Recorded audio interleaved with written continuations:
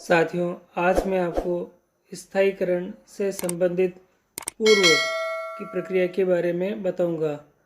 तो सबसे पहले उन सभी साथियों को बहुत बहुत बधाई जो आने वाले कुछ ही दिनों बाद उनके स्थायीकरण के आवेदन पत्र जमा कराने वाले हैं। और जीवन का ये सबसे सुखद क्षण होता है जब हमारा परीक्षा काल पूर्ण होता है और स्थायीकरण हो जाता है। स्थायीकरण के बाद वेतन में वृद्धि हो जाती है और वह सभी बेनिफिट्स जो एक राजकीय कर्मचारी को मिलने चाहिए हमें मिलना शुरू हो जाते हैं। तो साथियों, शुरू करते हैं। सबसे पहले हमें किन किन दस्तावेजों की आवश्यकता होगी उसके बारे में बताता हूँ। लोगों का 2 वर्षीय प्रोबेशन पूरा होने पर स्थायीकरण से संबंधित पत्रावली। साथियों, स्थायीकरण हेतु आवेदन पत्र अपने सीबीओ के माध्यम से या नियुक्ति अधिकारी को भेजा जाता है। आवेदन पत्र के साथ हमें जो डॉक्यूमेंट्स या दस्तावेज चाहिए वो कुछ इस प्रकार से हैं, आप एक एक करके नोट कर लीजिएगा। सबसे पहला जो स्थायीकरण का आवेदन पत्र है वो हमें चाहिएगा। मैं अभी आवेदन पत्र भी दिखाऊंगा आपको और कुछ भरे हुए चीज़ें उसमें हैं वो भी मैं आपको डिटेल से बताऊंगा। दूसरा, 2 वर्ष का परीक्षा परिणाम पत्रक। ये जो पत्रक होता है ये मार्केट में भी मिलता है। आप अपने हाथ से लिखे हुए के अंदर भी बना सकते हैं, मगर स्कूल के लेटर पैड पे ये होना चाहिए। और स्थायीकरण के आवेदन पत्र के साथ भी ये संलग्न होता है। ऐसे इसमें 2 प्रकार के हैं। 5वीं और 8वीं के जो बोर्ड का एग्ज़ाम हुआ है उसमें ग्रेडिंग कितनी कितनी हुई है, ए, बी, सी और डी, इसकी डिटेल्स आप इकट्ठी करके रखिएगा। यह हमें ऑनलाइन आवेदन पत्र में भी ज़रूरत पड़ेगी और ऑफलाइन के अंदर जो हम पेपर तैयार करेंगे, हमारी पत्रावली तैयार करेंगे, उसमें भी यह चाहेंगे। तीसरा दे रखा है शैक्षिक एवं प्रशैक्षणिक योग्यता के प्रमाण पत्र। तो साथियों, ये जो प्रमाण पत्र हैं आप इनकी 2 प्रतियां आप अच्छे से तैयार करके रखें और आवश्यकता पड़ने पर आप इनके साथ संलग्न कर सकते हैं। आगे दे रखा है 2 वर्ष में आकस्मिक अवकाश सहित अन्य लिए गए समस्त प्रकार के अवकाशों का विवरण बताना होगा। यदि आपने आकस्मिक अवकाश जितने भी लिए हैं या दूसरे जितने भी अवकाश ले रखे हैं उन सब की डिटेल्स आप इकट्ठे करके रखिएगा। और इस आवेदन पत्र में भरनी भी है और ऑनलाइन फीडिंग के अंदर भी हमें आवेदन पत्र करेंगे, उसमें भी इसकी ज़रूरत पड़ेगी। 5वां बिंदु दे रखा है 1 वर्ष में 15 दिन से अधिक आकस्मिक अवकाश लिया है तो अधिक दिनों की वसूली कर चालान की प्रति भी दे सकते हैं हम। यदि हमारे किसी भी कार्मिक ने 15 दिन से अधिक 1 वर्ष में 15 दिन से अधिक आकस्मिक अवकाश लिए हैं तो जितने दिन उन्होंने अधिक लिए हैं उनकी वसूली की जो चालान की प्रति है वो भी हमें यहाँ पे संलग्न करनी होगी। 6वां बिंदु दे रखा है सेवा संतोष प्रद का प्रमाण पत्र। विद्यालय के संस्था प्रधान द्वारा यह प्रमाण पत्र हमें दिया जाता है। और आगे दे रखा है 7वां बिंदु है साथियों, कोई अवैतनिक अवकाश लिया है तो अलग से उसका प्रकरण जिसमें पीएल फॉर्म, मेडिकल प्रमाण पत्र आदि में प्रिंसिपल संस्था प्रधान की अभिशंसा सहित यह भी हमें संलग्न करना है। अगर लिए है तो ही साथियों, अन्यथा आपको इसकी कोई ज़रूरत नहीं होगी। संस्था प्रधान कार्यालय द्वारा जारी प्रमाण पत्र यानी सीसीए 16 और 17 में कोई विभागीय कार्रवाई नहीं के संबंध में भी प्रमाण पत्र आपको देना होगा। वेतन भुगतान संबंधी प्रमाण पत्र, यदि किसी कार्मिक को अत्यधिक वेतन का भुगतान पहले ही हो चुका है स्थायीकरण से पहले तो उसके वेतन भुगतान से संबंधित प्रमाण पत्र हमें देने होंगे। साथियों, आप नोट कीजिएगा, प्रोबेशन में आकस्मिक अवकाश की गणना संशोधित आदेश के अनुसार 1 जुलाई से 30 जून के आधार पर की जाती है। तो इसका भी आप ध्यान रखिएगा। और इन सभी जो पत्रावलियाँ आपके दे रखी है, इस यानी जितने भी डॉक्यूमेंट्स मैंने आपको बताए हैं इन सभी के संबंध में आपके पास सारे जो पेपर्स है आवेदन पत्र के साथ दस्तावेज में हमें लगा के रखने पड़ेंगे। साथियों, ये आवेदन पत्र का प्रारूप दे रखा है। सबसे पहले आपको आपका नाम भरना होगा और नाम के बाद आपका जो पद है, पद हम अध्यापक भरेंगे इसमें। आपके पिता का नाम भरिएगा, जन्म तिथि आप यहाँ लिख दीजिएगा, प्रथम नियुक्ति की तिथि यानी जब आप विद्यालय में कार्यग्रहण आपने करा है तो वो आपकी नियुक्ति की तिथि है, तो उसका जो आदेश होगा वह आपको यहाँ पे संलग्न भी करना है और उसकी तिथि भी आपको यहाँ लिखनी है।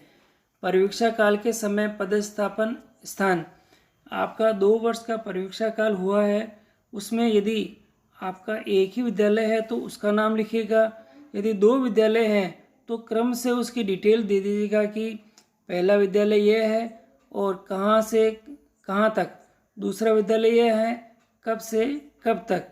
तो डिटेल्स इस प्रकार आप इसमें भर दीजिएगा साथियों। अब आप देखिएगा अगला जो दे रखा है वर्तमान पदस्थापन का स्थान दे रखा है। आप अभी वर्तमान में किस विद्यालय में कार्यरत हैं वहाँ और यह किस डिपार्टमेंट में कार्यरत हैं उसका आपको डिटेल भरनी है। भर्ती का विवरण लिखना है, आप आरटेड से आए हैं या रीट, और रीट में भी कौन सी ईयर की भर्ती से आए हैं, आपका रोल नंबर क्या था यह आपको भरना है। तृतीय श्रेणी अध्यापक भर्ती कौन सी भर्ती है, उसमें आपकी एम्प्लॉयमेंट आईडी वो क्या है, जो RJ से शुरू होती है वह आपको यहाँ पे लिखनी है। राज्य स्तरीय मेरिट क्रमांक आपका क्या था, अध्यापक का लेवल कौन सा है, आप लेवल 1 में आते हैं या फिर लेवल 2 में आते हैं, उसका विवरण भी आपको देना है। आगे अगर लेवल 2 है, यदि आपका लेवल 2 है तो आपको उसका विषय भी लिखना है, हिंदी, सामाजिक, गणित, विज्ञान, इंग्लिश, आप कौन से विषय से हैं उसकी जानकारी आप दीजिएगा। नियुक्ति अधिकारी का नाम और पद भरना है। इसके बाद हमें प्रथम नियुक्ति आदेश क्रमांक यानी जो वीडियो के द्वारा हमारा पहले जो नियुक्ति का आदेश हुए थे वो क्या थे उसकी डिटेल हमें यहाँ पे भरनी है। आदेश का क्रमांक भरना है और उसकी डेट भी हमें यहाँ भरनी है। आपका जो स्थायी पता है वह आपको यहाँ भरना है, पिन कोड और मोबाइल नंबर। फिर नीचे आपकी शैक्षिक और प्रशिक्षण योग्यताएं हैं जिसके बारे में आप अच्छे से जानते हैं और आप आराम से इसके अंदर भर सकते हैं। परीक्षा कौन सी दी, सबसे पहले 10th का देना है, फिर 12th का देना है, फिर आपके जो BA या BSc आपने करी है उसकी डिटेल की देनी है, आपने MA कर रखी है तो उसकी डिटेल देनी है, और उसके बाद आपने जो प्रशैक्षणिक में B.Ed भी हो सकती है और STC आप दोनों की डिटेल दे सकते हैं साथियों। इसके बाद ये परीक्षा परिणाम का पत्रक दे रखा है, यहाँ अलग अलग ग्रेडिंग दे रखी है तो इसमें आप आराम से इसको भर दीजिएगा, ग्रेडिंग के अकॉर्डिंग है। वैसे आपके जो ऑनलाइन है उसमें 5वीं और 8वीं बोर्ड का ही दे रखा है तो आप उसकी जो ग्रेडिंग्स है उसके अनुसार आपका जो परिणाम है वो देख लीजिएगा, और ऑनलाइन के अंदर केवल A और B ग्रेडिंग के बारे में ही बता रखा है। ये एक भरा हुआ मुझे दे रहा है आपके सामने, इसमें शिक्षक का नाम लिखा हुआ है यहाँ पे आपके, और प्रथम वर्ष उन्होंने कब करा, द्वितीय वर्ष उन्होंने कब करा, यहाँ पे उसकी डिटेल आपको यहाँ पे भरनी है। और जैसे 2 सब्जेक्ट दे रखे हैं 5वीं बोर्ड में, गणित और अंग्रेजी दे रखा है, कितने विद्यार्थी प्रविष्ट हुए, कितने ग्रेड A में आए हैं और उनका परसेंटेज कितना है।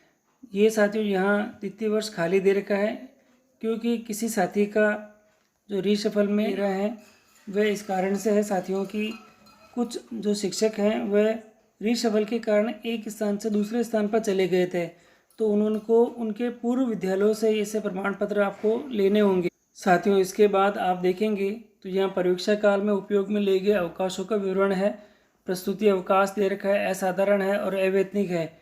इनकी डिटेल्स आप किस किस समय आपने लिया है और कुल इनकी संख्या कितनी है ये आप यहाँ से लेके और इसमें फीड कर सकते हैं। इसके लिए आपको पूरा रिकॉर्ड आपको चेक करके अच्छे से देखना पड़ेगा। फिर संस्था प्रधान कार्यालय अध्यक्ष द्वारा जारी प्रमाण पत्र है कि उक्त कार्मिक के विरुद्ध किसी भी प्रकार का CCA 16-17 की कोई कार्रवाई विभागीय कार्रवाई नहीं चल रही है, इसके संबंध में ये प्रमाण पत्र है साथियों ये वेतन भुगतान संबंधी प्रमाण पत्र है। इसमें यदि किसी कार्मिक को उसके वेतन और एरियर का अधिक भुगतान कर दिया गया है तो उसके संबंध में है, यदि नहीं करा है तो ये उसकी NOC है और यहाँ से वह प्रमाण पत्र प्राप्त कर सकता है। साथियों यहाँ हमें आकस्मिक अवकाश का विवरण देना पड़ेगा और विवरण भी हम क्रम से दे सकते हैं।